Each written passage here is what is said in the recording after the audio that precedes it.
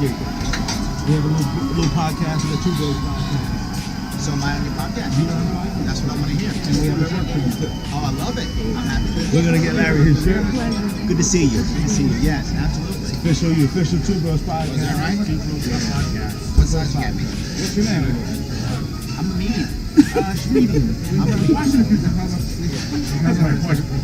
Yeah. Sorry?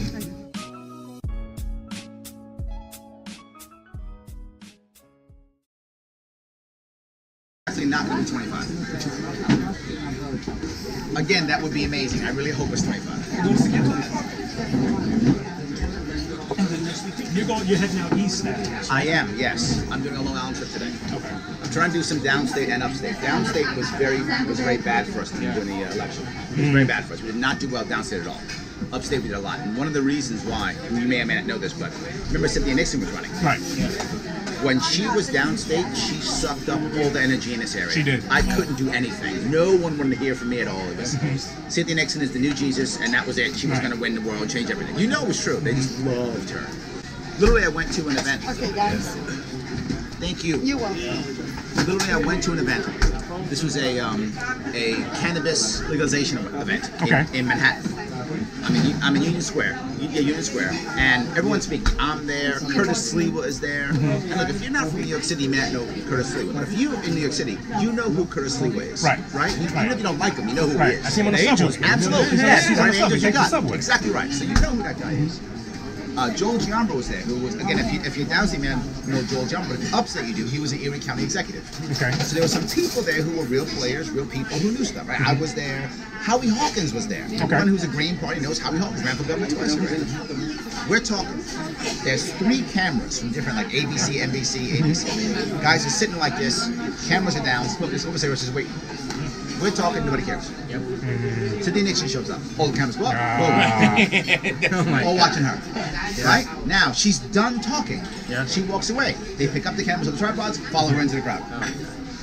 We're talking. Nobody cares. Nobody cares. At that point, I was like, why am I even down here? Why am I down here? It's amazing how we'll sort of like jump in with both feet and not realize that, hey, wait a minute, this is kind of like, I mean, we've restricted the dialogue. Correct. You know, my wife works for Hofstra University, and they had that debate. Yep. And when you listen to the debate, you say there's a huge gap in the middle that we're not addressing here. At all. And she had a couple of cute one-liners and stuff like that, and, you know, caught in a double entendres and stuff. Okay, fine, that's nice. But then the whole notion that, wait a minute, you're talking on this end, you're talking on this end. What about all of this like stuff here? And it happens. And I remember the debate you had right before the election. The one that was, the one that Twitter actually published. League of Women Voters? Yes. Yes. That one. Yep. And it just begged the question, why is nobody listening? Like, There were 3 debates. I was in 2 of them. 2 that I was in, I won. Neither of those were televised. Wow. The one that was televised was the one that CBS 880 did, which was only Molinaro and Cuomo. Which that entire debate was, no, you're more corrupt. No, you. Exactly. No, you're more corrupt. No, you. No, you're more corrupt. Each other. That was the entire debate. Yes. It's not one answer, nothing. It feels like 2 nerds slapping each other. That's what it was. Yes, exactly. It was a slap fight. And that was televised. But all I did was reinforce the idea of we're voting because we're afraid, not because we actually care about something. And what happens is if you keep people who are afraid make bad decisions. That's how it works. Yeah. Right? And it's just human nature. You're afraid, the odds of making a bad decision just shot up. Because you're thinking short term, you're thinking, oh my God, I'm gonna die, right? You do that. Right. Well, you're in response mode. Like Bingo. You're in defense mode. That's correct. You're trying to It's just just constant hope you short don't term. fall off. Now, when that happens, when groups of people are afraid, they always cry for one of 2 things: socialism or strongman. Right. Constantly cry for one of those 2 things: Right. socialism or strongman. Right. But what happens every time is they always end up dictatorship. The 2 different paths that end the same way. Okay. Yeah. Right. You So end up in the same. that's correct. And what we have, the 2 people you see who are the poster children right now. Trump is the poster child for strongman, and Alexandria Ocasio-Cortez is the poster child for socialism. Oh my God. Right? They're the 2 poster children, right? Or Bernie, depends how you look at it. Cut out of the cloth. She just, it's amazing that and when she gets called out on it, she's, somebody's trying to suppress a woman's voice and Righteousness works. Righteousness works in our society, which is terrible because to call out righteousness, you have to be willing to take the slings and arrows that come along with that. Right. And that's hard. Yeah. And that's hard, particularly if, hey, what's going on? How are you?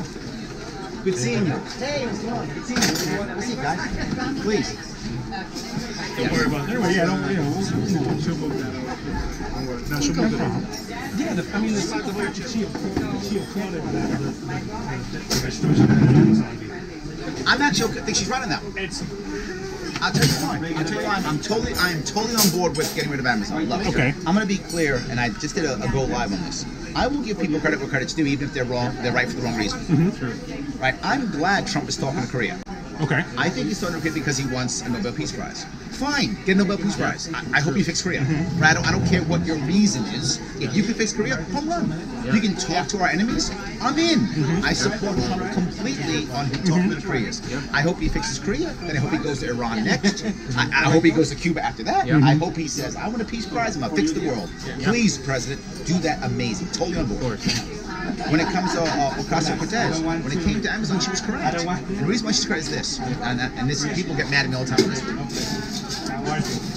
25,000 jobs, right? Average of 150K. Why do you believe that?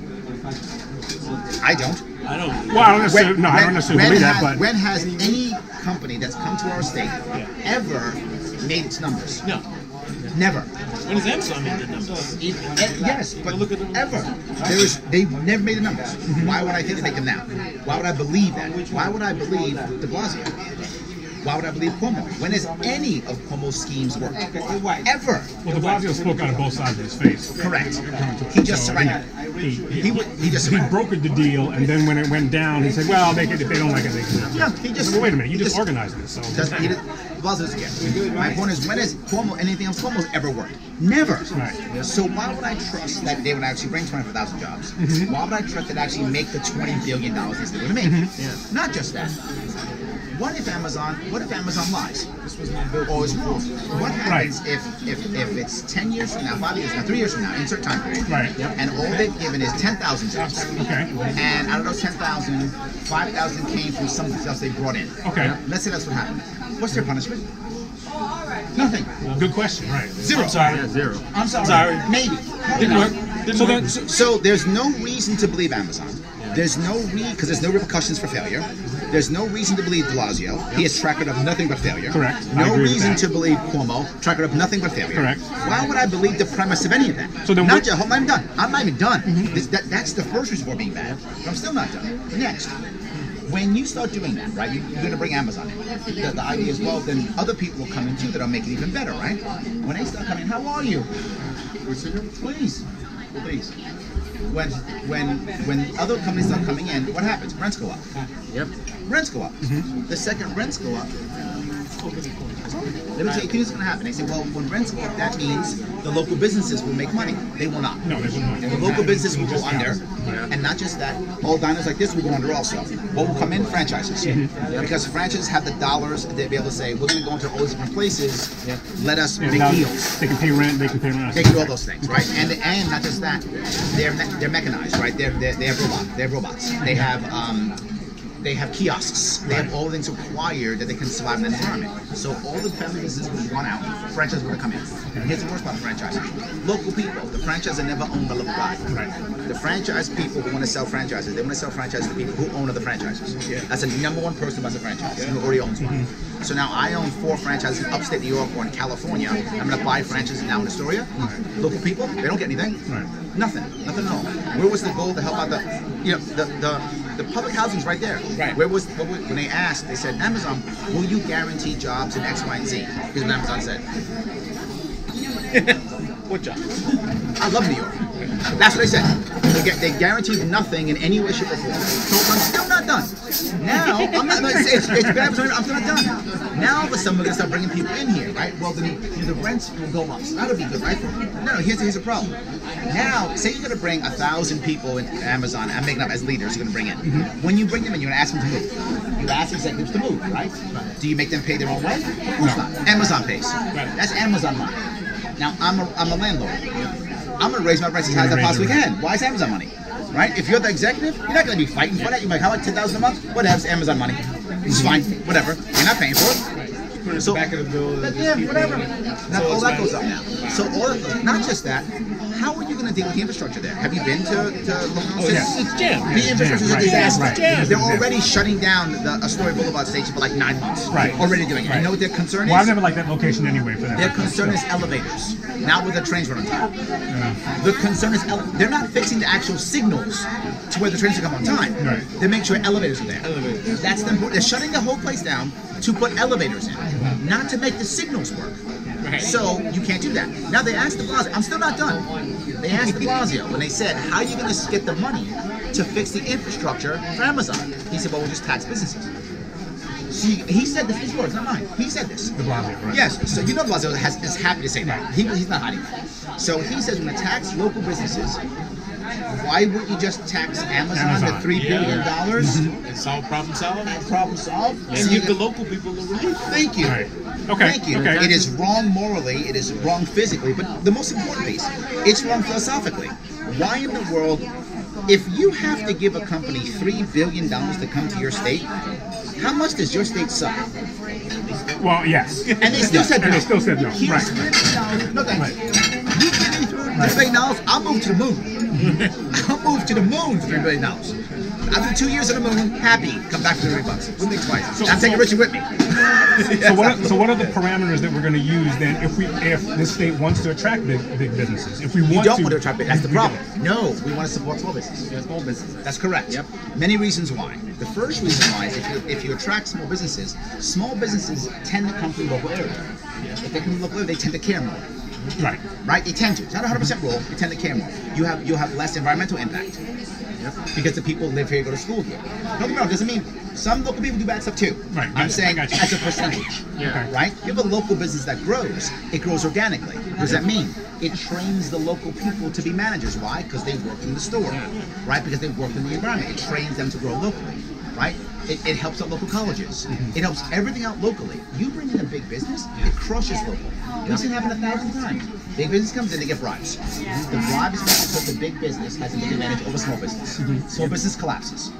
Now the bribes go after a certain number of years. Big business leaves, goes down. Rinse, repeat, rinse, repeat, rinse, repeat. How about we stop doing that? Instead, support small business. You want to help people out? Do what Wyoming does, right, for farmers. Wyoming has a bill right now that if you're a local farmer, you are immune from all federal regulatory bodies if you sell only locally in Wyoming. We should follow that exact rule for all businesses in New York State. If you're a small business and you sell only in New York State, you should be immune from all federal regulatory bodies. So, and do it just not by applying, which is always the cronyism. You don't apply.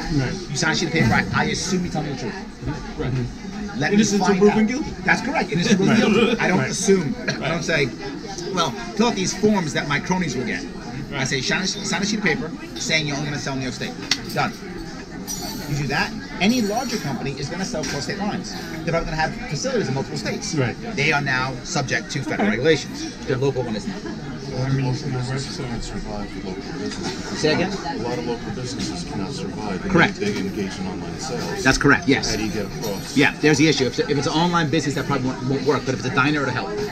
That isn't the only answer. It's one answer for local business like this. If you're a diner, you're a vacuum cleaner store, you have a shot of surviving now, right? And but right now, if you're a retail store, online's killing you. Right? Online's killing you. Even this, online's probably killing you, right? Again, the concept is you don't have to apply. You simply sign saying it's okay. The assumption is you're innocent. So if this diner itself wants to do delivery online, I'm not going to do what the federal government does right now, which assumes that if it's online, it is by default not local. I'm not going to make that assumption. What if they separate the amount of business they do online versus local? I love that. Totally. I love it. That is. Sure. Be two separate entities. Right? Two holding companies. One holding company, two entities. I love it. One's the online property. To incorporate your business Why not? into two months. Why not? I love the idea. I mean, the big boys do that anyway. All the They time. do that all the time. 100%. Why not? They take There's the tons of local ways to make product. it happen. The point is, even if that idea isn't perfect, if I start shifting people into that mindset, there'll be better things. Someone's going to say, Larry, that's good, but how about this? And I'm going to say, that's a good idea too, let's do that. Right. But the point is, I don't want us focusing on big business because no one does that, because no one focuses on little business. The idea is to make everybody big or bring big business in. The idea is that it's a quick hit. quick hit, quick hit. I want to grow New York State to where people want to be here. Right? And I can't do that by going quick hit, quick hit, quick hit. I'm going to start building an environment where people say, this is where I want to grow my family, this is where I want to grow my business, this is where I want to grow my career, this is where I want to raise my kids, this is where I want to retire. You try to find someone who retires in New York State. No. Francis to the Empire. That's correct. Yes. Who doesn't have an elderly parent. Right. You have an elderly parent, you often stay. It's a common thing in New York State. A lot of people who are here retire and stay here, they have an elderly parent. The elderly parent passes, or both of them pass, they're gone. They're gone. Tennessee, North Carolina, South Carolina, they're gone. Right? Well, you always hear the proverbial bang for your buck, right? Yes. I can go someplace and get more for my money. Absolutely. All my friends moved to Atlanta, Yep. Charlotte, and I was on my way to Charlotte. and they're in the same place that we are now. Yes. The housing bust happened there. Every one of those communities crushed. Yep. The bubble bust, and they're all in the same spot. You know. There's The an soda's existence that no still one talks about $2 here, which is there's been no real recovery outside of the city since 2008. Since 2008, there's been no real recovery from that crash, except in the cities. Right. You leave the cities, it's still ghost town. Yeah. Still ghost town everywhere. Right? For sale signs everywhere. I mean, Everywhere. everywhere you go. And the bubble's about to crash. It's going to pop. Is it this year, next year, I don't know when. But it's going to pop eventually. I mean, because bubbles pop. Right. Not because I'm a genius and I figured this out. Yeah, some people Pop. say, hey, I'm telling you it's going to crash. Well, it's going to crash. Yeah, that's what I'm saying. Yeah, it's not because I'm a genius. That's It's the because nature of it crashes, right? That's how it works. Is it this year? Is it next year? I don't know, but it's going to happen. And when it happens, here's the worst part. When it happened the last time, the Fed had tons of time and energy to fix. Right. It won't this time. Right. Now what do you do? Now we go to Japan, we become perpetual stagnation. Is that where we are? Japan in the 90s? Perpetual stagnation. Yeah. Just never leave or yes. So. Well, I mean, you know what? I mean, Japan is. I'm very grateful. Yeah, he's. Oh, I would yes. We'll get him back. I got you talking too much. That's honest. That's why I'm here. It's all good. That's why I'm here. But you know, like you talk about Japan, and do we really want to be cattle pushed into the subway, get to work, push? That's what we are now. Have you been in New York City? Yeah, work in the city. So you know, that's what it is. It's that way right now. But we're seeing less of it, though. I mean, you see, like Because people don't have jobs. right. That's why. Because they're not going to the city anymore. They don't have jobs. Well, you talk about businesses like WeWork and things that have changed the culture of working in Yes. a brick and mortar business, Absolutely. which is dying to be because Correct. the rent's too high. So Yep. what you said is the exact. But not just that, employment's too high. Yes. The So cost of- Yeah, cost of employing it's people too is high. too high, yeah. I mean, what I say all the time when I consult with businesses, they go, "I want to hire somebody now." I say, "Great, the punishment begins now." Because the second you hire, New York State begins to hammer you. Yeah. They start punching you immediately. If any of you have ever had a business and hired anybody, you know immediately what happens is that letter comes from workers' comp. You owe us $40,000. Right. That's the letter everyone gets. Because the assumption is you're a bad guy, you owe us money. And you have to fight them now. It's not, again, it's not, it is guilty. It's guilty. It's guilty. It's guilty. You are clearly an evil Give us guy. our money. It's Give guilty, us your and if you money. give us money, that means you're a good guy. Yes, yes, yes. I love some coffee too. If you have you ever hired someone? Have you ever started a business and hired anybody? If you ever do, New York State assumes that you're evil and wrong and bad immediately, and begins sending you letters saying you owe them money. Back workers' comp, you owe them this, you owe. It's assumption. You get it now. Assumption is you didn't get it and you're a bad guy and you're going to jail and you're terrible and give us $40,000. It's always five figures. I say 40,000 as an example, but it's always five figures. 10,000, 20,000, whatever it is. If you get 2 or 3 employees, it's $40,000, $50,000. You now have to go to your accountant and go, accountant, help me. If you don't have an accountant, you might think you're in trouble. Now you're starting a new business and you think you're $40,000 in debt on Hallmark? You'll shut your business down. It's horrible. Yeah. It's horrible. But I know because accountants always go, oh, the letter. They look at the accountant. Yes, the accountants go and say the letter. They say the letter. Oh yeah, the letter. Yeah, I got it. And then they go and say, no, it's not true, blah, blah, blah, whatever. So yeah, but that shouldn't be true. Now, why would they do it? Because it works. Because some people begin to negotiate with them. Right? So they do, well, what I meant was, and then they go, oh, got a sucker. Perfect. Give us $5,000 and we'll shut up. It's literally protection racket. But you know the conception. Hold on, am I wrong? You're sitting there quiet. Your business, man. You know him, right? See? It gets more interesting. There we go. More interesting. more See? interesting. Yes. You know, with local businesses, I could tell, like, sometimes, like, for example, when I go to a game store, Yep. for example, if there's GameStop over here, Sure. they release a game, not release date, but there's a way to get their customers to buy, for example, local game stores. They do sell the games early before the release date. Yes. Which does give a good boost for the customers. Yes, you have to, and that's what you have to realize. A lot of people in today's world realize to survive in retail, you can't just have retail. That's not the way. To survive in retail, it's got to be something special. But it's got to be not just that. If I want people to come to my store, right? It's got to be one of a couple things. One, it's got to be some type of event, right? Come to my store because Bob Jones is showing up, Jane Doe is showing up. It's an event, right? It's some kind of thing. Yeah, but there's some talent showing up, right? That's something. It's an event. Two, it's an experience, right? It's like you see the malls now. It used to be at a mall. The anchor was a big store like Nordstrom's or Sears. Now, it's a mini amusement park. It's a Dave and Buster's, right? Because that's an experience. That's now the anchor. The anchor is the experience. Bring your kids to go on the rail. Or bring your kids to go to Dave and Buster's, and while you're there, buy some other stuff. Meat Barney. Yeah, exactly. Yeah, exactly. Meat Barney. Exactly, right? Now you have people who actually bands show up, right, at malls because you go there to see the band you like, right? It's underground band, whatever you like that band. You've seen it before, so the band plays the mall. So that's why you go to the mall. You go to the mall now for the experience, not the store. So malls basically become theaters. And they don't buy. People leave. Well, the goal is if you show up and you're there, we got you. You'll buy something. You'll buy something. That's the goal. Right? You buy something. You go. And then the next thing you buy something perishable, right? So it's ice cream or something like that. Coffee, yogurt, that work. Beer. So you have that here. The next thing is something that you can't buy online easily, like haircut, nail salon. Tough to get a haircut online. Services. But many services you can get online. But not all. Depends on the service. Yeah, I mean, you can broker them online. That's correct. And then the guy comes out. That's correct. So you can broker like Angie's List. You can Correct. go in and say. So some things even that is around, right? But it's got to be something like a haircut, something like that, right? A nail salon, that will work also. Yeah. Or one more thing, you have an amazing brand that everybody knows the brand. For example, if you sell blue shoes, you're screwed because when you put in blue shoes, Amazon's gonna pop up. Right. But if you sell whatever, I don't know, Heinz shoes, right? A special kind of shoe that only Heinz has, right? You put it in Heinz, they take it to a store. Right, or you go to that website. But if people aren't typing in your name into Google, you're finished. It's got to be those, the ones that are your shoes. Bingo, exactly. Custom stuff also very good. So people think, well, I had delicious food, so I'll be able to make you maybe, maybe not. Subject to proximity and. Yep. And if you make anything that you just make, the Chinese will knock it off anyway.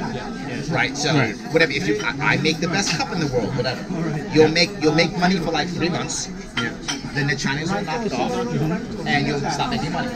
Unless you go to China and have to make it for you off the bat, then maybe you can keep making your money. I mean, speaking of Amazon, I mean, Amazon does that. I heard the Amazon Basic is the complete knockoff center. They're the one, and exclusive. If you want to sell with them, you must give them the right to look at your product and do it better. It's what happens when you're monopoly, which is why I said, what if Amazon doesn't do what they say they're going to do in Long Island City? What's their punishment? Nothing. You're gonna boycott Amazon? Stop. You're not boycotting. It's like I'm gonna boycott Google. You're not boycotting Google. You're not boycotting YouTube. You're not boycotting Amazon.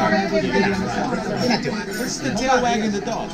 We now have people such as those big companies, and we're looking for them to help us when we're fine. When we don't need them. What do you mean? I completely agree with what you said with support. Why not give that much energy to the local guys? Why would we put Because it's harder. That's the reason it's harder. Door. You get one guy to do one-stop It's shop. harder. Look, my wife always talks about local business. She goes out of her way to do local business. But Christmas time comes, it's Google. Right? It's Google. She's not going to go to the mall. It's Google. What's happening? I go out of my way. So if you've seen my entire campaign, I was always at a local place. I never went to a franchise one time, and I'm still not. Right. I'm trying to practice what I preach. I'm trying to support local businesses. That's what I'm doing, and I promote them. You see them on Facebook. This guy's logo is literally on my Facebook page. Right. So I'm promoting this business as I can. Right. I'm doing it. I'm trying to do that. But even that's hard.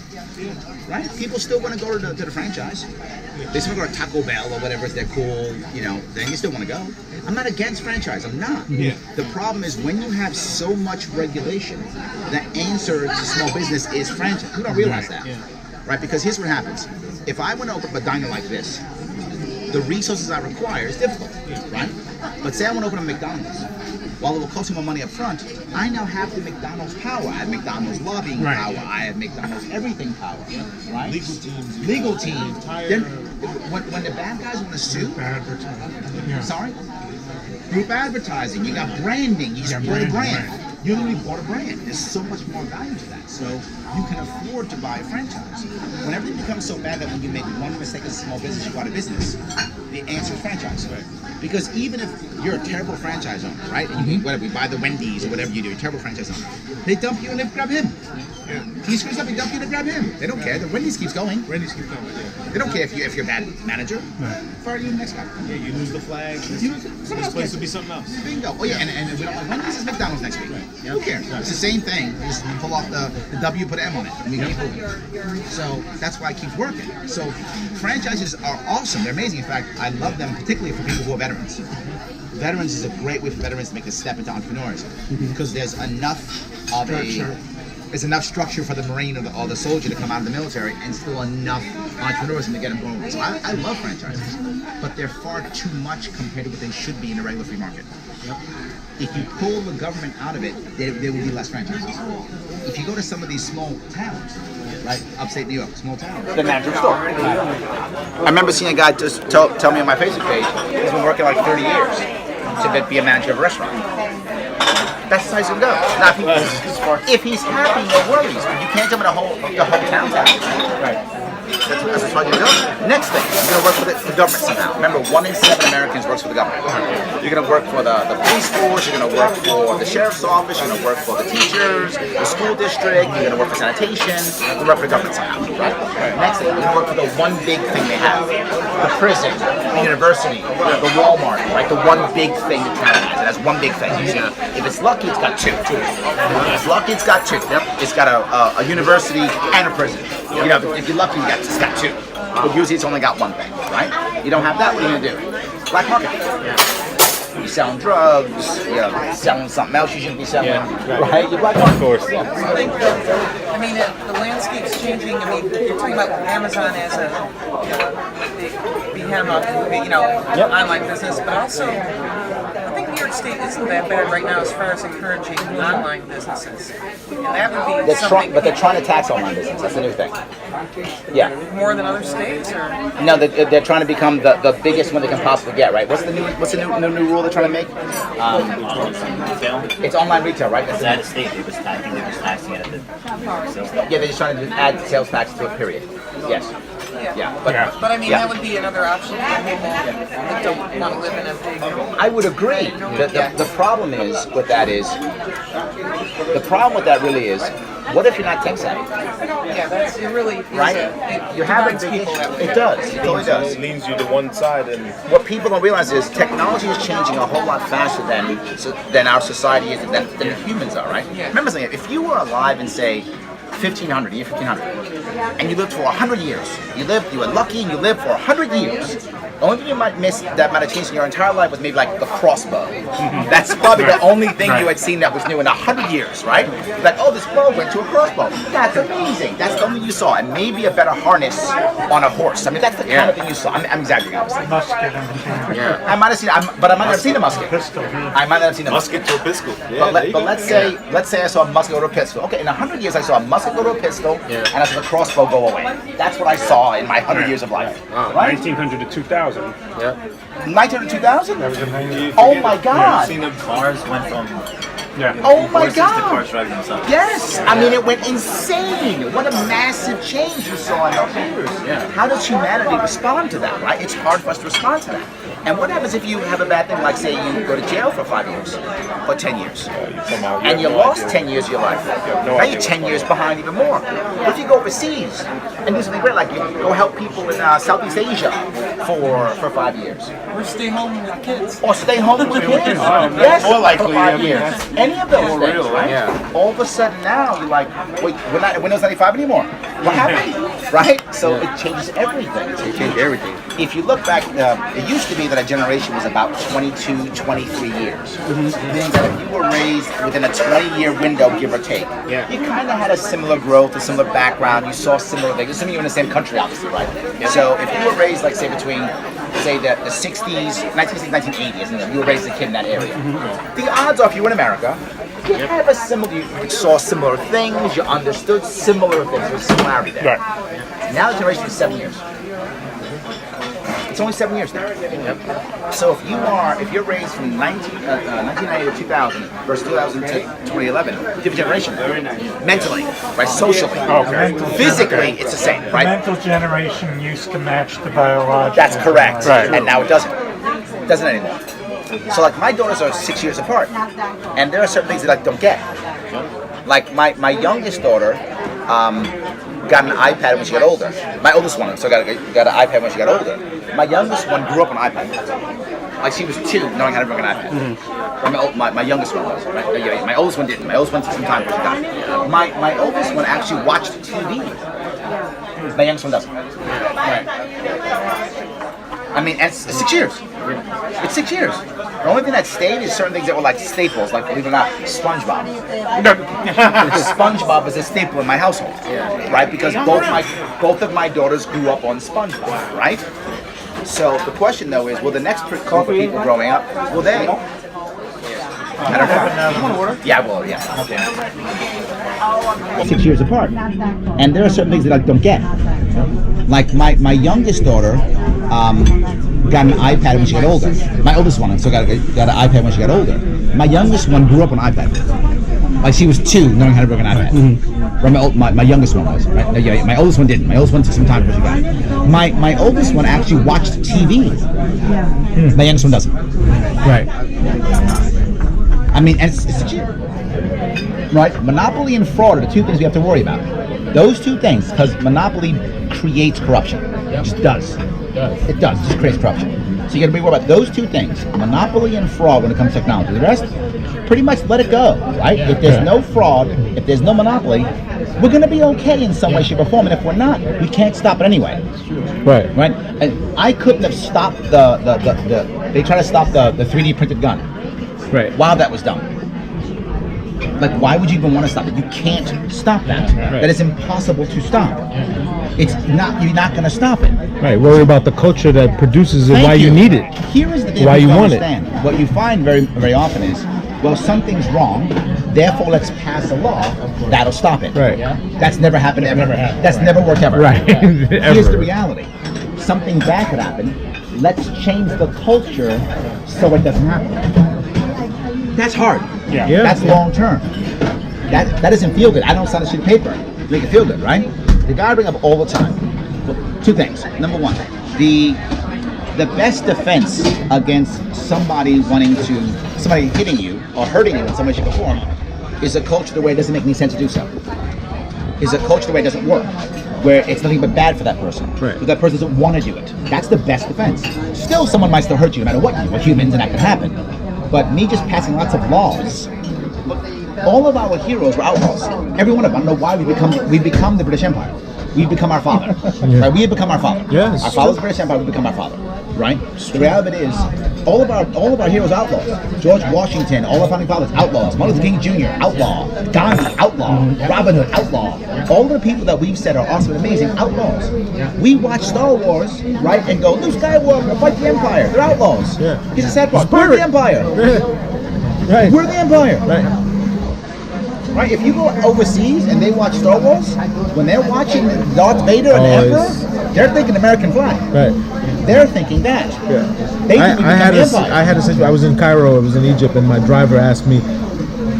First thing he asked me, he says, "Aren't you guys afraid of Darth Vader?" 100%. I mean, this is real. Yes. And I said, "It's the character. It's real." He says, "No, he's crazy.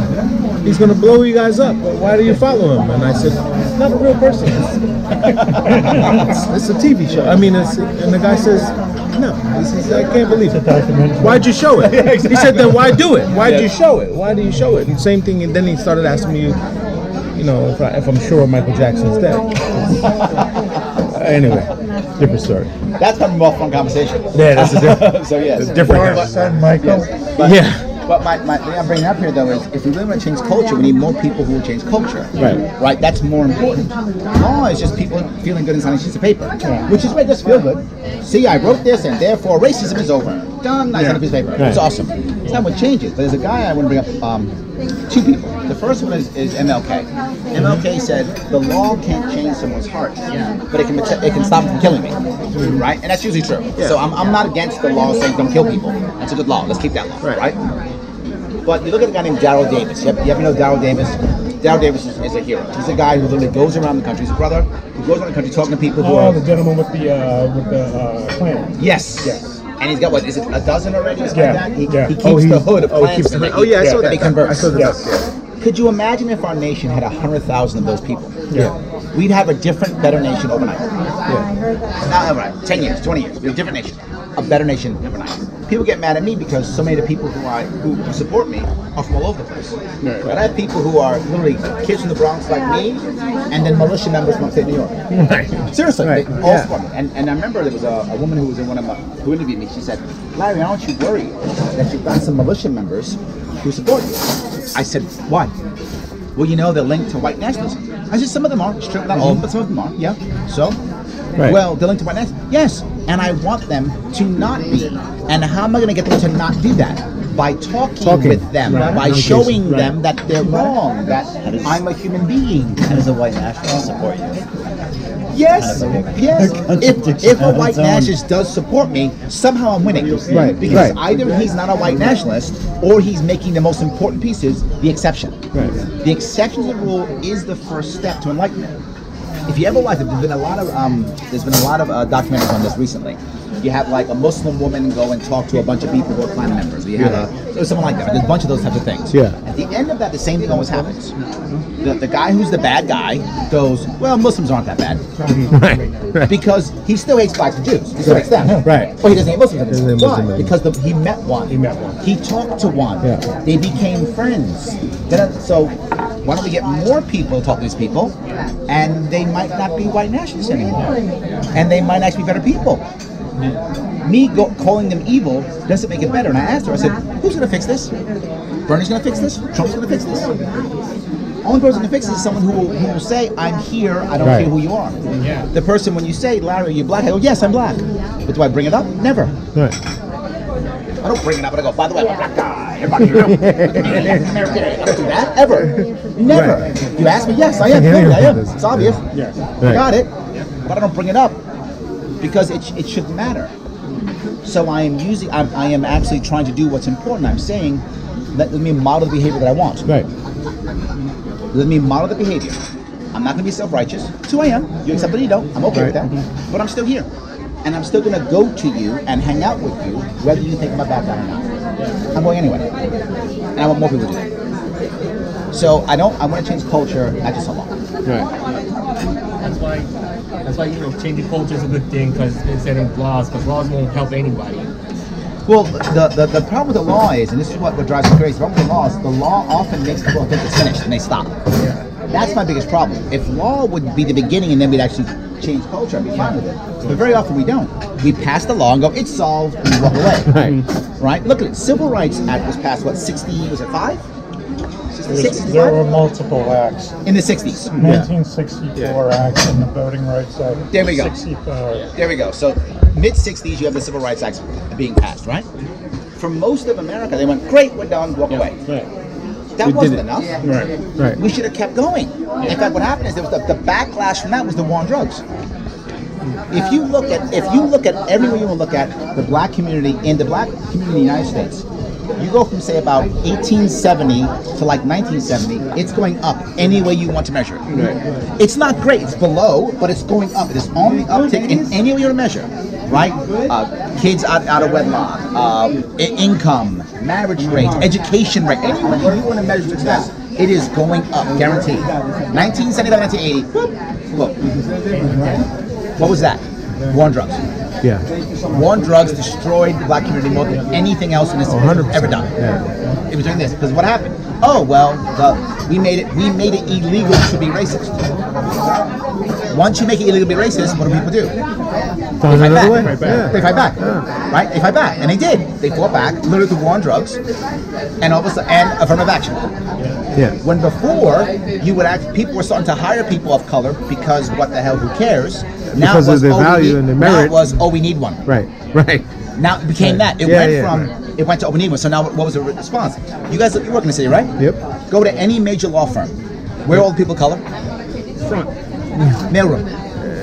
Yeah. Wrong mailroom. Ones for like answering the phone. There's Answer the phone? There's one partner. Yeah. Oh yeah. There's often one There's partner. one partner and a secretary or two. That's correct. One partner, secretary at front to say, see, look, where. And one associate. And then there's everyone else in the mailroom. Well, I'll give you another story. I had a big firm that was going to hire me, and I did go up to the top, big firm in construction business.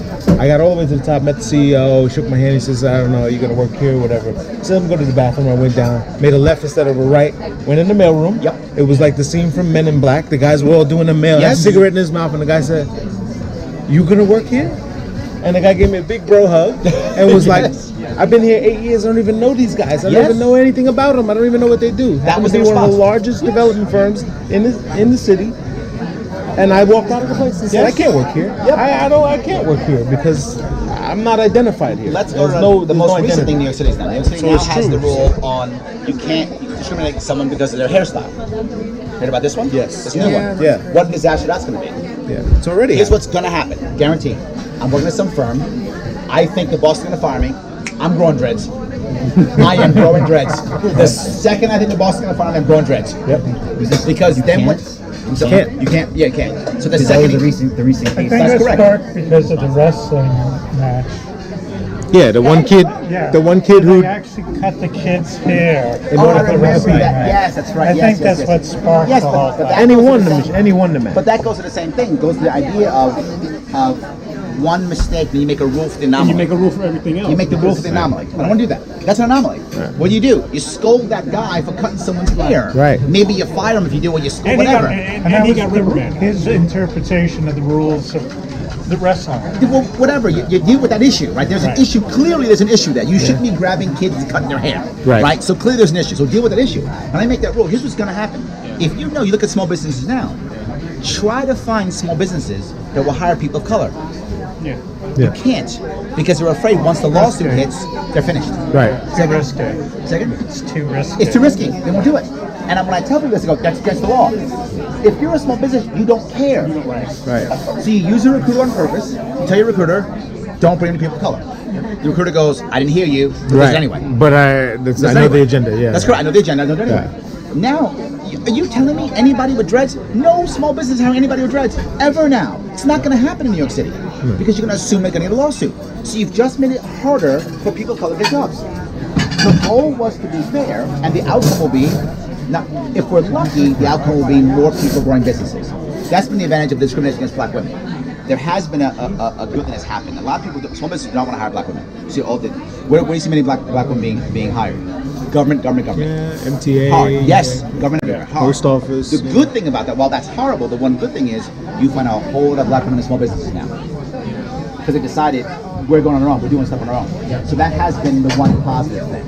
There's a huge rise in black women-owned businesses. So that's been the one good thing to this horrible discrimination. I can only hope that will happen again. That's my only hope, right? I can't change the law. Yeah. I'm hoping that a backlash will be a bunch of black-owned businesses. That's my hope that will happen. I don't know if that will happen, that's my hope.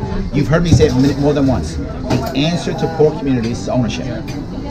It's ownership. That is the answer to poor communities. It always is. And that's whether it's a poor trailer park, poor ghetto, poor barrio. It doesn't matter where it is.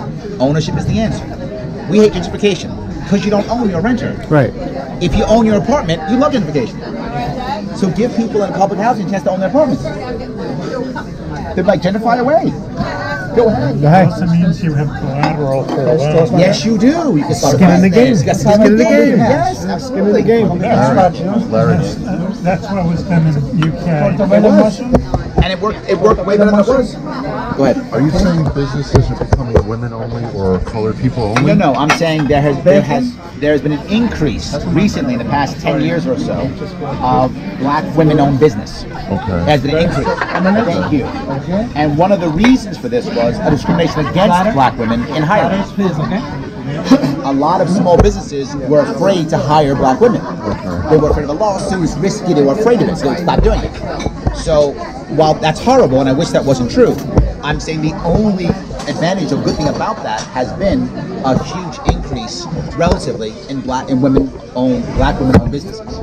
I can only hope that with this new law in New York City, that will also have, that will be a backlash, that there'll be more black-owned businesses. That's my only hope. Yep.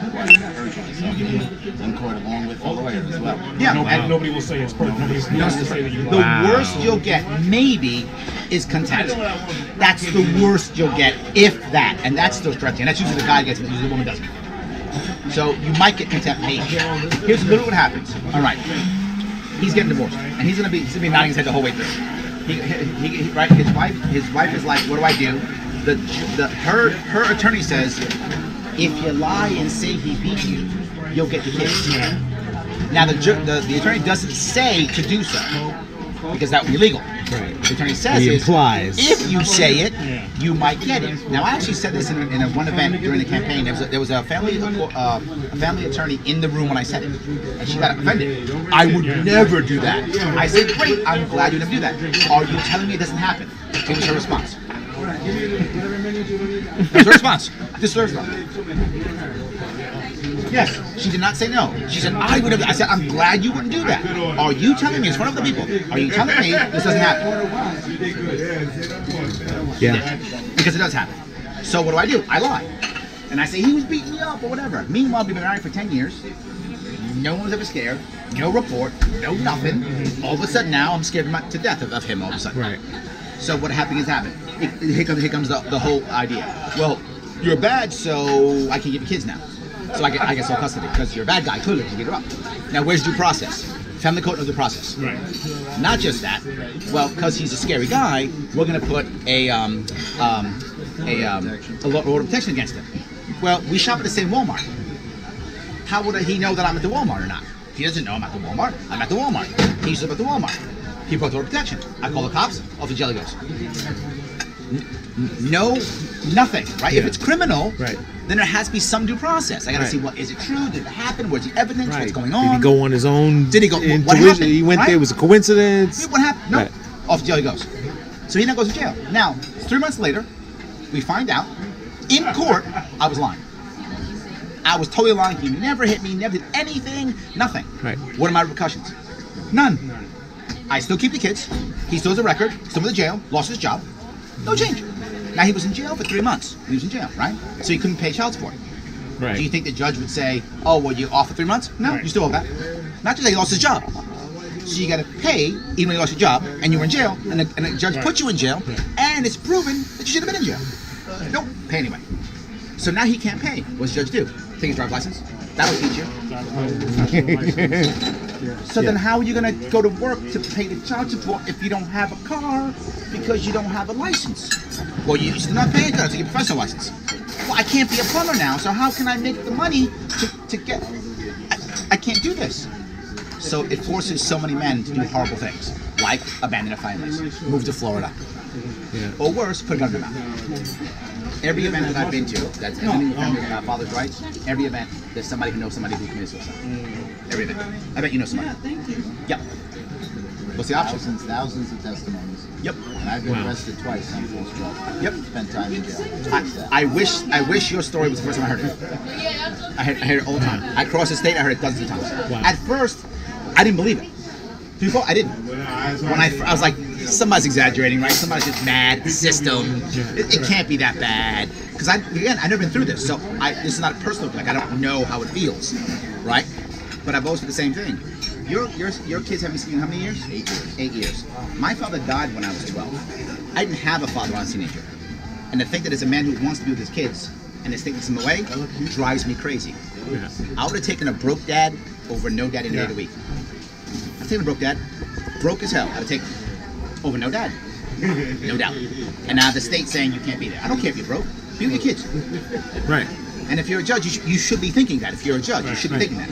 But you don't for several reasons. Number one, you are given accolades by how much money you collect. Because As a judge? Yes, because what happens it's a racket, right? Yeah. Every time you pay child support, it goes to the state. The state takes a cut. Right? It's like a credit card company takes a cut. So it's a cut of all the money that goes through. So it's in the judge's best interest to have you pay as much as possible because then he gets see? Money. It's a racket. Yeah, old judge is bringing in bucks. Absolutely. He's a top earner. Yeah, exactly. Top earner in the firm. Absolutely. I never thought of it that way. Yes. And not just that, if they take your kids, they also get paid. CPS is a racket also from the federal government. They also pay that too. So they want to have reasons to take your kids also. And most family court, and to be quite honest, most family court judges don't want to be family court judges. That's the worst part, right? And to be forward, a lot of people don't like Elliot Spitzer. Not that I'm a huge fan of Spitzer. But Spitzer was the last guy who actually wanted to fix this. He saw the problem.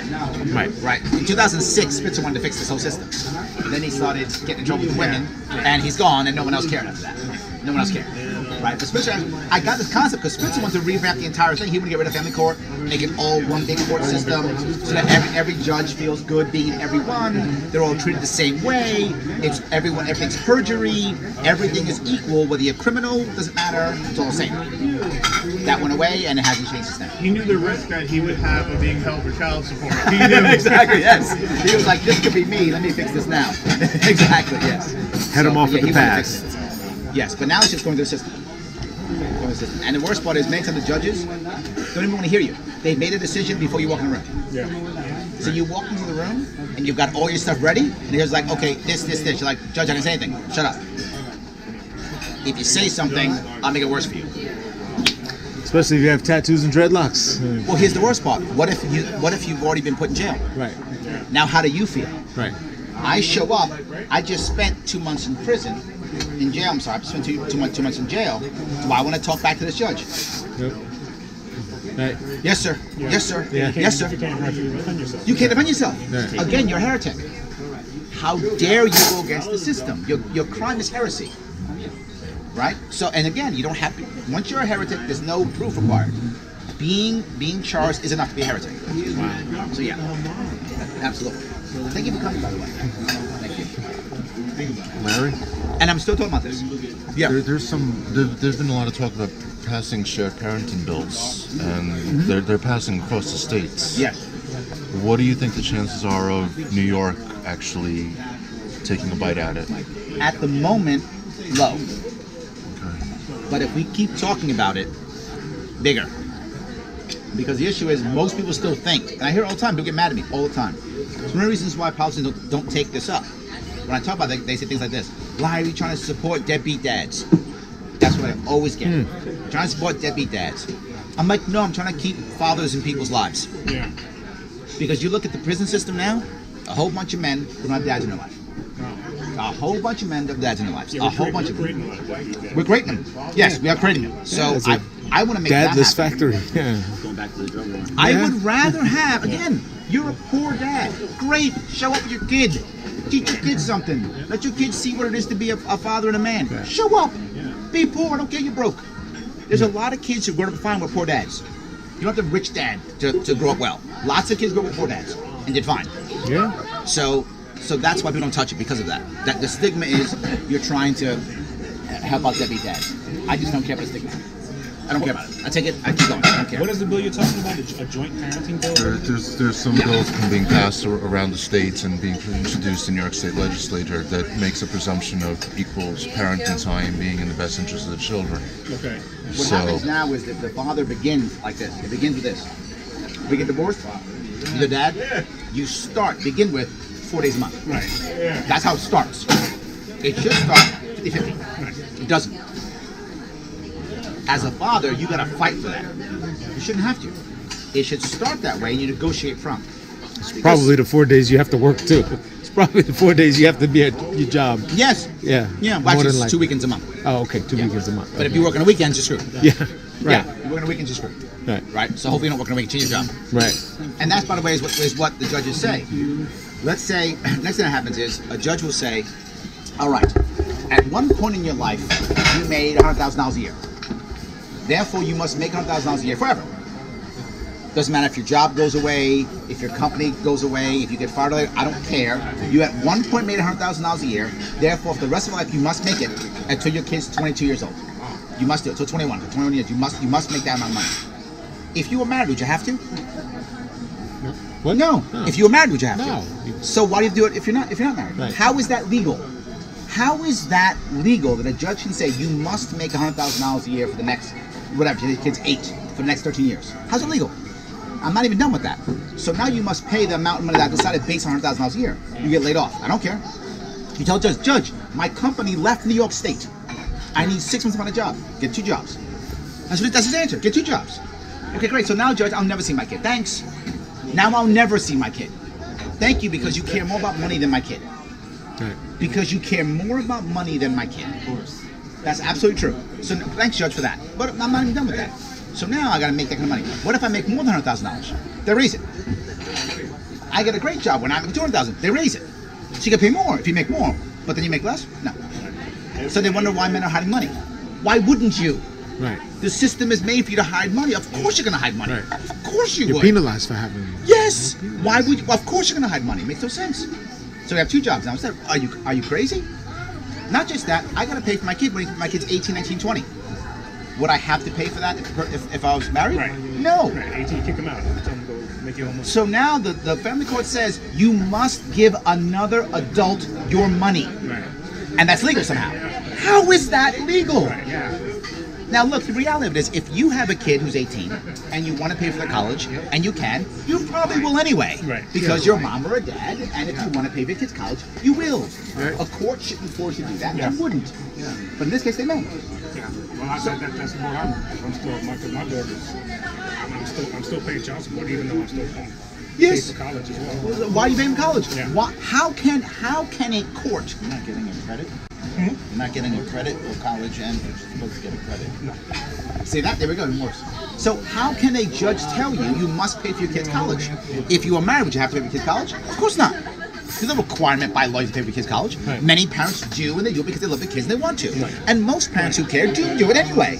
And you probably would anyway. Right.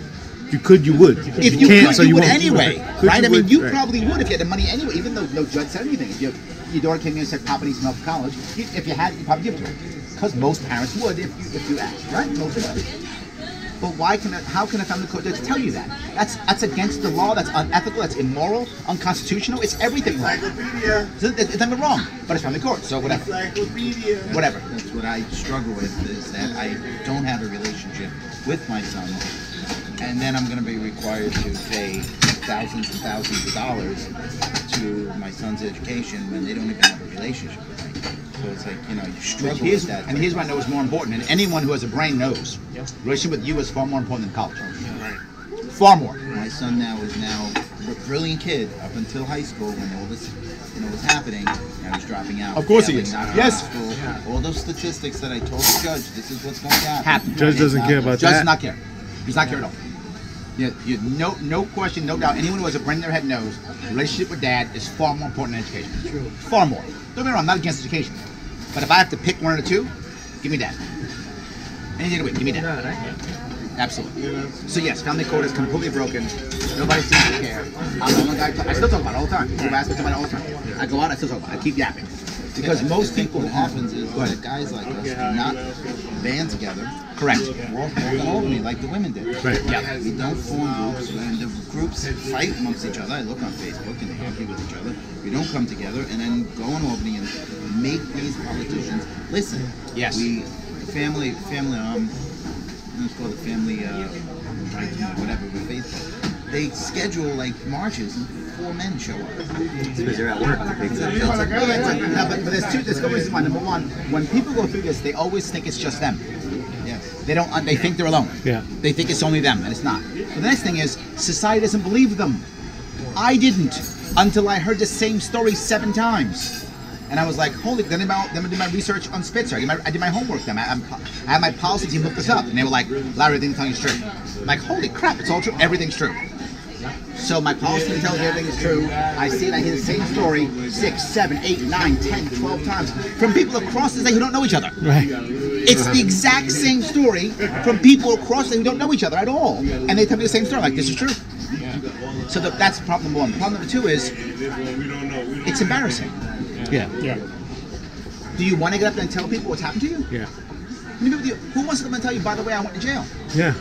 Who wants to say that? I mean, it's hard to do. You're doing it, and I appreciate you doing it. Many people don't want to do it. Pretty brave of you, brother. Yeah. Pretty brave. It's good that you're being brave anyway. That's correct. But a lot of people don't want to do it. And find a politician to do it besides me. You can't find one who'll support you. There's no out there. And here's the worst part that bothers me. Dads didn't vote for me. Dads didn't vote for me. Wow. Really? Yes, Dave Rubin generated the most amount of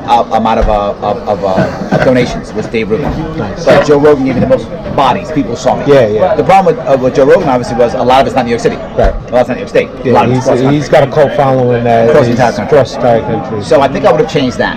I think also I probably would have saved up enough money to either do a better ad campaign at one point to get more press, or to buy a poll if I'd realized it earlier enough, and I didn't realize it too late. So I probably would have done those three things differently, and I probably would have had a better team when it came, an even better team when it came to social media. Yeah. My social media team was amazing. It could have been even better. Yeah. But we learned most of that too late. By the time we learned what was going well, That's why I say it's a dry run. It's over. It was a dry run. It was. When I managed Chris Garber's campaign, I said, rehearsal's over. Start the real thing now. Yes, exactly. So I think I learned a lot in the campaign. I did. But the point I guess I'm bringing up is, for the entire campaign, I always did what I thought was correct, obviously. At the end of the campaign, the last, say, 2 months or so, I started realizing how bad it was. Well, you went through 3 campaign managers. Yeah, absolutely. I think this is a record. Is it? There we go. Yes. Not a good record. Yes, not a good record. But again, the party has a lack of talent. And the other problem is a lack of cash to pay the right guy. Could I have gotten a better one? If I could have paid $100,000 for a manager, $200,000 for a manager, I could have got one. Didn't have the money. There's no way I could have got someone who was good enough. I couldn't have done it. An experienced person, I need to be more experienced. And people are willing to. Look, here's what I'm telling somebody. Hey, you, do me a favor. Run my campaign for almost no money. Suck up your entire life. Have your personal life be sucked up by me completely. Deal with nothing but problems and issues and concerns. Deal with people who don't know what they're doing. Fix this stuff. And by the way, no time with your family, and your business is going to struggle, if not just quit your job. That's not easy to find, right? Yeah. That's not easy to find. Now, if I could say, here's $200,000, I could find somebody. Someone said, yeah, fine. 200 grand? I'll do it. But for 20 grand? For a year and a half of work? 20 grand? You doing that? No. Hard to find. My final campaign manager was someone who literally said, I'm quitting my job. She took a leave of absence. Leave of absence. That was the only way of doing it. So I think your point's a valid one. I said, that's cash. It all falls down to me. People are saying, Larry, will you run in 2022? You run. If I could start the campaign with $2 million, I would. Because I started with $10,000 of my own money, and I raised $500,000. I wrote my own stuff to check for $10,000, and I raised $500,000. If I start with $2 million, I'll raise $10, $20 million. I could win the damn thing. It's possible to win. At least come in second, at least. I start with $10,000 of my money again, not doing it. Why? So I can come in third again? Yeah. I'll pass. And let me have the third part real fast. For those who supported me, I'm going to tell you the story so you feel better. I'm not going to change anything. This is for a warm, fuzzy feeling only. We actually got a whole lot more than $100,000. A whole lot more. We actually did. The reality of it is, a couple things happened. Number one, the ballot that was set up, I was the only one on the second row. Some machines couldn't read the vote. Not just some people couldn't find my name. Not just that, I was on the same line as Stephanie Miner. Yes. People checked both, thinking she was my running mate. Those are voted votes. There were over 100,000 voted votes this year, more than ever. Yeah. So there's a bunch of votes that were mine. I don't know how many there were. The odds are we probably got about 300,000 votes. Am I going to sue? Of course not. I lost by $2 million. So it doesn't really matter how many extra were there. I didn't still win. Would have put you above Howie Hawkins? It would have. In reality, as I'm saying, I actually came in third. I know I actually came in third. Then that would actually be something of value to have it on line 5 instead of line 6. Well, actually, if I get what I would want, I'd be on line 3. You think that you would be more than conservative? No doubt. They only got 200,000 votes. That would actually be valuable. Maybe we should sue. I don't know. It's a lot of time, money, and energy. Who's going to give me the money for it? Who's going to do it? I don't know.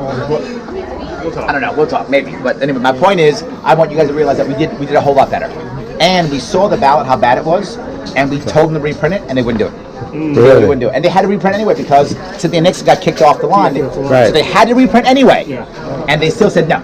Nope, they purposely did that and screwed us over. Well, That was Howie purposely done. Hawkins had to come before you because he was in an official party, so they come before an independent like Yeah, but they you. could have just made the font smaller and made 9 rows. I mean, 9 rows. They could just make the font. I don't care what order I was in. I shouldn't have been the only one on the other line, which people couldn't see, and I shouldn't have been the only one with 2 people on the line. I was the only one. So make 9 rows. I don't mind, whatever. So I don't mind him being added. So what?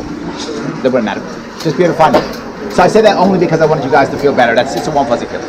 You had a question or comment? Yeah. I know you really want this governor spot, right, in New York.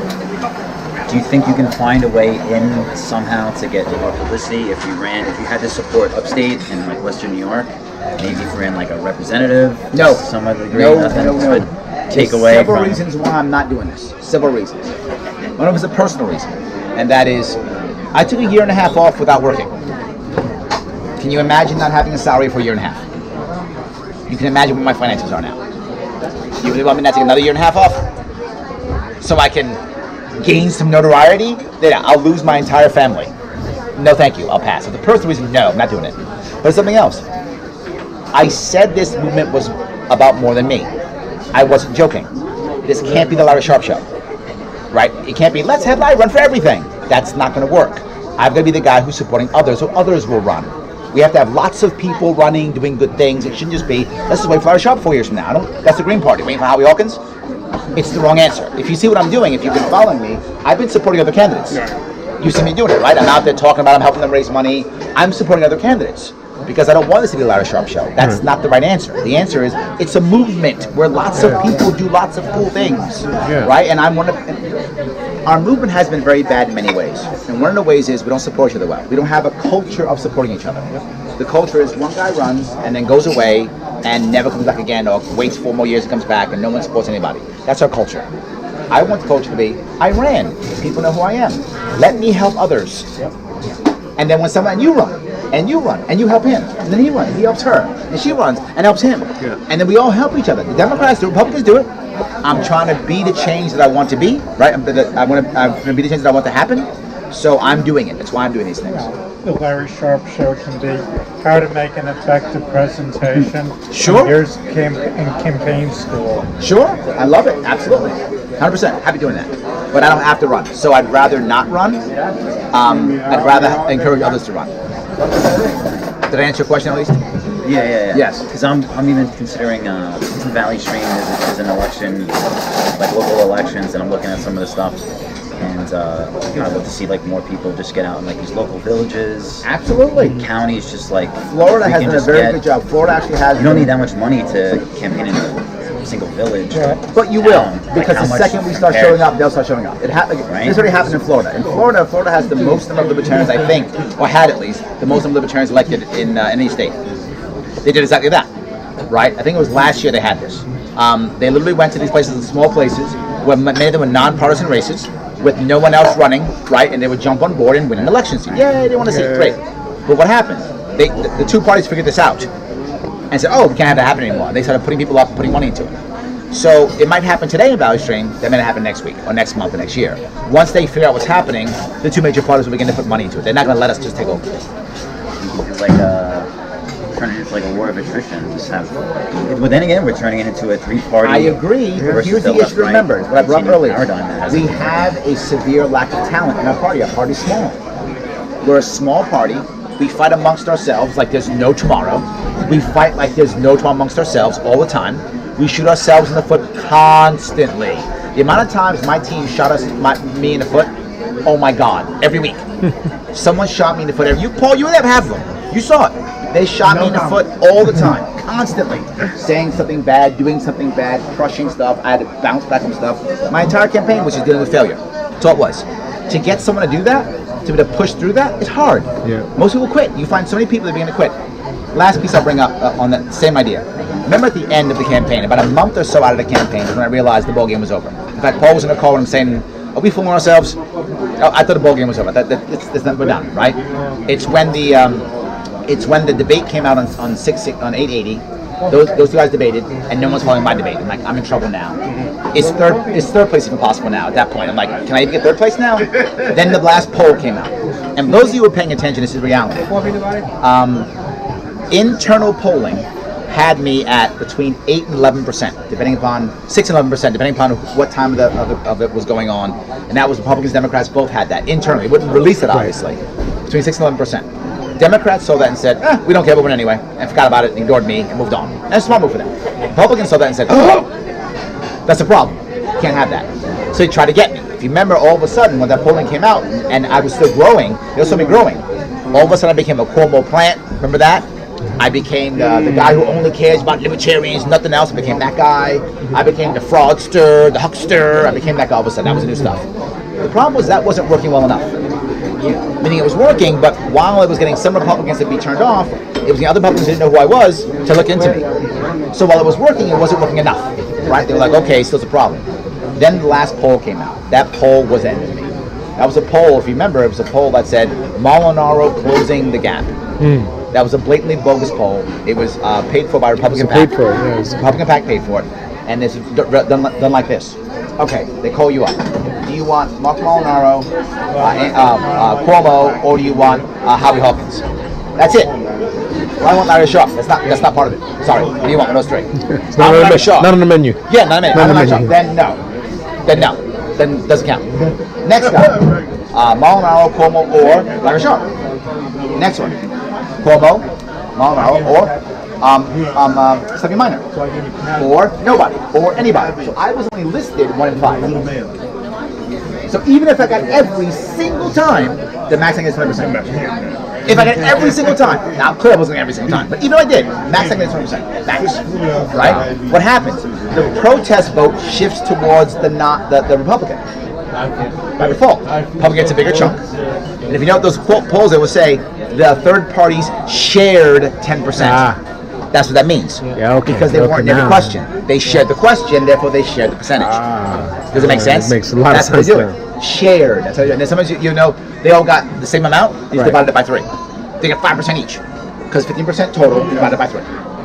They share. That's how they do that. Boy, that's crappy. It is. But what does that mean? Once that poll came out, I knew I was finished. Because at that point, the Democrats who liked me were like, yeah, but Molinaro might win. I got to vote for Cuomo. I can't Molinaro win.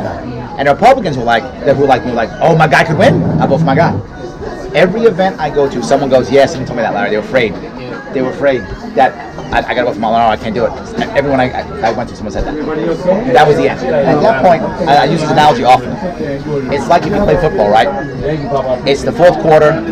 There's 45 seconds left. You're down by 8 points. You're going on the field. You throw that long bomb. Hail Mary. You throw the Hail Mary. They catch it, intercept it, run it back for touchdown. Now you're down by 15 points. 30 seconds left. You're not going to win this thing. Do you want to go back out?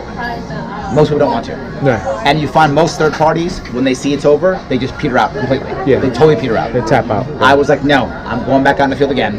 I'm throwing that long bomb again. I don't care, I'm going for it again. And you saw me, I was literally doing Go Live 3 hours on election day saying, vote for me. Right. Vote for me. Yeah. I said I was going to sprint to the finish, and I wasn't done. That's why I'm still here today. I'm not done. I'm trying to be the change that I want to see. I want people to keep going, don't stop. It's a movement. We only have 3 choices. Suffer, leave New York State, or try to change it. I picked try to change it. That's our options. It's only 3. I picked try to change it. A lot of people are leaving, and I get it. Yeah. I'm not mad at them for it. We've set up a bad system so they leave. I get it. But I'm trying to change. So did I at least answer your question? Yeah. I had one more. Just hammering you today. We don't have enough talent. You know? Well, there's people that are interested. We're all here interested. How do we get out there? Like, some kind of training. Public speaking is hard. You're pretty good at it. It is. I'm not. But I'd love to get out there. And yeah, well, there's several things. Remember, how do we do that? I actually don't want a whole bunch of people running for office. A lot of people want it. They think it's a good idea. A lot of people out there. I don't think it's a good idea. I think we need better teams. And people who aren't good at speaking to be out in front of people, don't. Help someone else who can. Help someone who can. We need people who can set up events, people who can do social media, people who can talk to the press, people who can organize things, people who can show up at events and sell T-shirts. We need all those things. So if you're not good at that, don't do it. There's something you're good at, right? Find something you're good at. You're good at policy people, right? We need policy people who can sit back and I was very lucky in that since the Libertarian Party is so small, I was able to get some of the best policy people in our entire movement that would show up on my team. And literally guys who I would say, what about this law? And while we're on the Zoom call, dig into the law right then and there. Start bringing it, boom, boom, boom, boom, boom, and give me details, what's going on. Give me reports on how stuff works, so I'd know what I was talking about. There are people who love that stuff. Why wouldn't you grab them? Right? So I would rather you do what you're good at and help someone else do the right thing. Teams are everything. I don't want 14 people running and they don't have any teams and we get paper candidates. It's a waste of time. I'd rather have one person, 2 people running with 2 7-person teams. Way better. I'd rather have people not running in certain areas, which some people disagree with me. But they offer them, right? But imagine if you were a Libertarian Democrat or Republican and you said, wait a minute, if I join the Libertarian Party, I'll get ballot access and I have a team, I'm in. And Larry Sharpe will come raise money for me, I'm in. Yeah. I want to give to the point to where you have people who can raise money, people who can talk to the press, people who know how to, policy people who know how to get together and talk about policy, right? I didn't know what the father's rights. I had no idea. My policy team got dug deep and found out everything people were saying is true. I didn't dig deep in that. I didn't have time. I was not doing this. How could I have time to do that? I couldn't. They did it for me. Digested it for me, showed me. Here's what's going on. And you saw that my policy page, the LarrySharpe.com policy page, I wish that was all me. I wish it was on there. I wish I was that savvy and smart that I figured it all out. Right? That's my policy team figuring things out. Give me all the details, and then me coming up with my thought process. Right? Don't get me wrong. It's my thought process. The details are all theirs. The white paper's all theirs. There's white papers on every single one. Details. They did it all. So if I were you, I wouldn't worry about being the guy out front. I'd worry about being the guy who can do whatever you can do that. And the more you do that, the more people come to us. Talented people will come to us if we give them a reason to come to us. That's how it works. A lot of people, I mean, in this state, they don't like the party. But they think there's no other option. And now that we have ballot access, we give people an option. You can be on the ballot, right? And for public advocate, we have people who are talking to me now about wanting to skip and get a line. Yeah. Why? If you run in the Democratic primary in New York City, you're not going to be on the ballot in November. You're going to lose in the primary, and you're finished. You're a Libertarian, you'll be on the ballot in November. Yeah. You're probably not going to win, but you will be on the ballot in November. Yeah. Now the question is, do you want to be on the ballot in November or not? If you do, we're a good line for you. So now people are starting to come to us. But they're only going to come to us 2 things. One, if we're open enough to talk to them, and sometimes we're not. Right? Because too many of us, and if you've been in the movement for a while, if you haven't, if you've been in the movement for a while, there are a lot of people who say, if you're not the right kind of Libertarian, I don't want you in our party. It's like no compromise. No compromise. You gotta be my Libertarian or I don't want you. And my point is, if we're gonna grow the party, people are gonna come into our party not because they're Libertarians. They're gonna come in because they're unhappy with their party.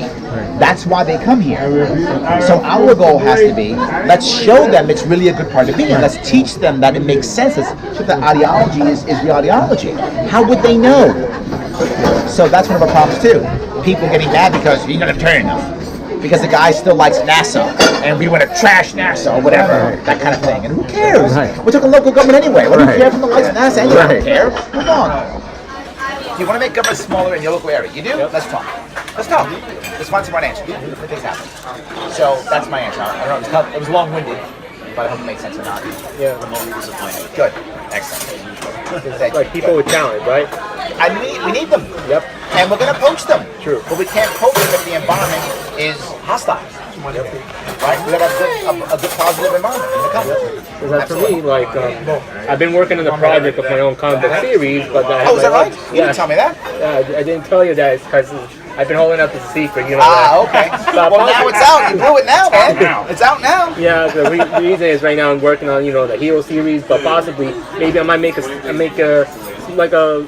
sort of one-shot comic about, how people can join the third party instead of the second party. I like this, guys. Do that. Yes. Comics are great. Then we'll make it an AMC series then. Yes. After that, like Walking Dead. We'll start there, comic, then we'll make it The Walking Dead. I love it. Yes. I love it. It's awesome. Yeah. It's all good. It's all good. Like I had to, so far I had to focus on the hero series first, then I could do the one. Do what you gotta do. If it works, it works. Yep. Thank you for coming again. So any questions down there? I'm sorry. Oh, you haven't said anything, you alright? Yeah. Okay, good. Everyone else. Okay, good. You just said, you haven't said anything. So, I guess the thing I want to bring up now, if I could, is the future. What I want us to be doing here as a movement. Many of you are former or still Democrats, Republicans, or Independents, whatever the case may be. If you can join the Libertarian Party, I would like you to. Please re-register. Register as Libertarian if you feel it's appropriate. I do get why some of you won't want to. You'll want to stay in your primaries and want to vote Democrat or vote Republican in your primaries. I get it. If you do, I understand. But if you can vote, if you can turn yourself Libertarian, you need it. We want to make sure that we never lose ballot access ever again. So having enough Libertarian registered matters. We want to make sure that we have enough Libertarians in every county, every judicial district, so that we can stop them from taking over. I don't want this party to become Democrat-like or Republican-like. And that is a fear. Particularly Republican-like. Right? For those of you who don't know much about the movement, this is what often happens. The Libertarian Party is the only party that says, I don't care if you're conservative, I don't care if you're liberal. Just don't force your views on others. Right? Be who you want to be. It's okay to be super conservative, okay to be super liberal. Just don't ask government to force your views on others, and we're good. That's all that matters. Which means in redder states like Oklahoma, many libertarians lean left because the left is persecuted in Oklahoma, so they go to a party that will not persecute them, which is libertarians. In blue states, libertarians tend to lean right because in New York State, blue state, the right is persecuted, so the right tends to be persecuted. So you'll find that we lean one way or the other depending upon the state, but in reality, it doesn't matter what you lean. The question is, you should be left alone. You should be left alone. Can we be left alone? Here we are. We're here. So you're going to not force people to do stuff? We're here. And people say, but Larry, I don't like certain ways that people do certain things. No worries. You have freedom of speech. You can tell anybody you want, I think what you're doing is wrong. I think it's bad. I can try to convince you, don't do this thing. I think you should do it that way. What I can't do is pass a law forcing you to not do what I don't want you to do. That right there is the line. I can have any opinion I want. I can think you're wrong. I can judge you. Anybody, I'm going to judge you. You can do that. You can say, I don't like this guy who does this thing. I just can't pass a law to stop him. I can't put him in jail because of it, and I can't use force or violence. If you think that's okay, you can be part of this. Yes. No, I wish it were true. Don't they pass laws to control people? That's correct. Yes, and we're trying to not do that. People left and the right will act like they're super special. They're not. They simply want to impose their will upon you. Right? I think my will is better than his will, so I'll impose my will. He thinks his will is better, he'll impose his will. You hear him say it. Elections have consequences. They proudly say that. Because we voted, that makes it okay. So we all vote that you got to give me that. So you got to give me that. Go. Sorry, we voted. Sorry, we got to give it to you. Right? And that makes it okay. No, it's your property. You shouldn't give that to me unless you decide I want to give it away. That's it. So if you believe that, you can be part of us. And I want you to be part of us. But this is why we fight. We fight because we actually have an ideology. The other parties don't. They have a monarch. Right? Yeah. They have a monarch. And whatever the monarch says is what the party is. Look at right now Trump's president, right? Look back and look at a Reagan Republican versus a Bush Republican versus a Trump Republican. Totally different. If you go back to Democrat, totally different. You look at Democrats, right? Look at a Carter Democrat versus a Clinton Democrat versus an Obama Democrat. Different. Different Democrats. Different Democrats. Why? Because if you're in a tribe, the warlord tells you what was right and wrong. Period. So when Reagan talked, that's what Republicanism was. When Bush talked, that was what Republicanism was. When Trump talks, that's what Republicanism is. But I can call myself warlord of libertarians all day long. It's not going to work. It's not going to work. No, it's not going to work. I can say it if I want to. I'm going to get laughed out of the party. Right? Because we have an ideology. That's why we fight. There's nothing to fight over. That's correct. But if you're a Republican Democrat, what Bernie says is correct. Why? Because Bernie said it. What Trump says is correct. Why? Because Trump said it. I can say whatever I want if you say the mail vote. Doesn't matter. But that's a good thing. I'm not happy about it. It's a good thing. So if you could, I'd love you to join. If you can't join the words, you can still show up places like this. Showing up here matters. I say it all the time. Showing up matters. It lets people know we're not alone. People learn things they didn't know. People see how diverse we are as a group, as age, gender, ethnic background. They see who we are. We are more diverse than ever. In fact, this is a true story. If you go to state and county, they did a report on diversity of all gubernatorial candidate campaigns. Mine was by far the most diverse. By far, wasn't even close. They did a list. And here's the best part. I don't have affirmative action. Right. I simply picked the people who I thought were the best in my team. And we were by far the most diverse. And again, it's written out already. They did a whole breakdown. By far, we were the most diverse. Why? Because I don't decide, well, I don't like you, or you want to be free? You're in. You're in. Let's do it. And that's what I want you guys to think about. The last thing is, if you can support somebody, please support somebody. If someone's running in your area, in your county, in your state, whatever, if you can support them, please support them any way you can. You might say, Larry, I don't have much money. No worries. You got time to be online? We need Twitter hounds. We need Facebook warriors. We need people who can shoot video. We need people who can show up and do events. We need people who can send pictures. We need people who do all those things, right? We need those things. They're all important. And showing up matters. If I'm here by myself, people think Larry Sharpe doesn't do anything. I'm here with 10 people, Larry Sharpe's still playing. I can be saying anything. So show up. It does matter. It's an important piece. So, and donate to me if you can. LarrySharpe.com. Much money you can give me, I need it too. I'm still doing this stuff too. So buy my t-shirts. They're all online. Enjoy. But as soon as I get my comic book series done and such, possibly I am gonna think about like later on in the future if I have connections with the radio show. Oh, nice! I like that. And the only thing is like possibly one day if my friend who's in charge of the radio show maybe want to put me in the radio show, I'll come invite you in. I love that. Yeah. Yes. We need media. Yeah. Yes, we need media. Yeah. And by the way, you see me often. People ask me. I do podcasts all the time. Why do podcasts? Podcasts is the future. It's the future media without question. But not just that. Podcasts are niche. And if you listen to a podcast, you care about that. Otherwise, you don't listen to it. There's how many thousands of podcasts you listen to, right? If you pick the one, I like this one podcast, and I'm on it, you listen to it. So I do all kinds of podcasts. Now I gotta do these. Two Bros Podcast. Two Bros Podcast. There you go. Thank you. Yes. But you gotta get me a medium. Yeah, we'll get you. What did I get you? No, that's extra large. Oh, we got that one in the car. I'm thin. Did you see what I ate? We'll get you medium. I eat. Some of you guys might know. You know I'm on keto, right? I can tell by what you ate. Yes, I've been on keto 8 years. Keto? 8 years? Yes, 8 years. Nice. Did I tell you the story? I heard it on you. Yes. Literally, my youngest daughter almost passed away. She almost died when she was a baby. She was 18 days old and she had open heart surgery. At that same time, my wife, of course, as any mom would do, packed up and moved into the hospital. So I had become a single dad overnight. I had a 6-year-old son. So I'm now all of a sudden I'm a single dad. How you doing? So all of a sudden I'm a single dad overnight. Okay, I'll come say hi. And at the same time I'm a single dad, my business is collapsing from the crash. So I'm firing my employees, shutting down my office, my business collapsing. On top of that, my mom got diagnosed with stage 4 cancer the same week. All hit at the same time. It was just devastating for me. So while I'm devastated, I don't drain, I don't have any other vice like that. So what was my vice was food. So I was just eating my emotions. And because I didn't want people to know that I was collapsing, I was still trying to build my business, I isolated myself. So I'm eating an entire pizza and a 2-liter of Coke for lunch.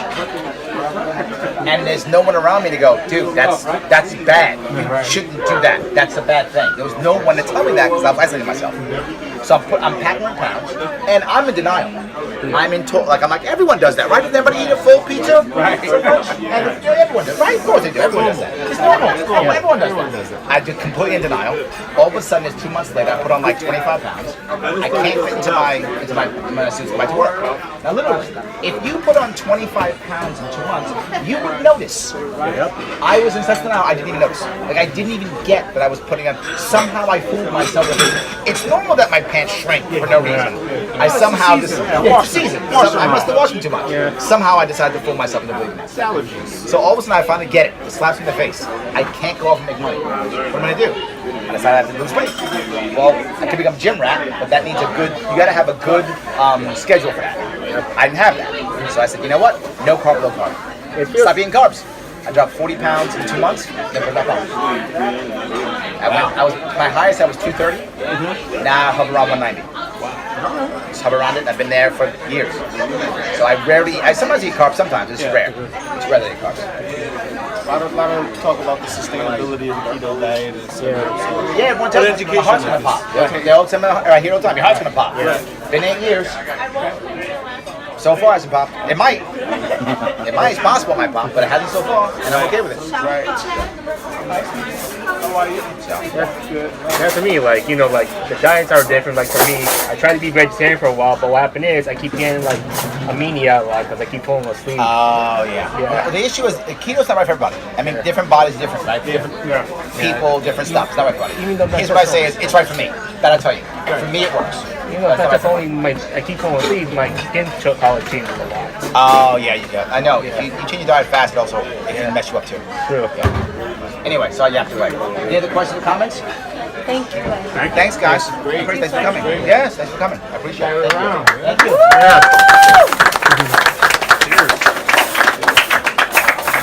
Thank you. Thank you. Thank you.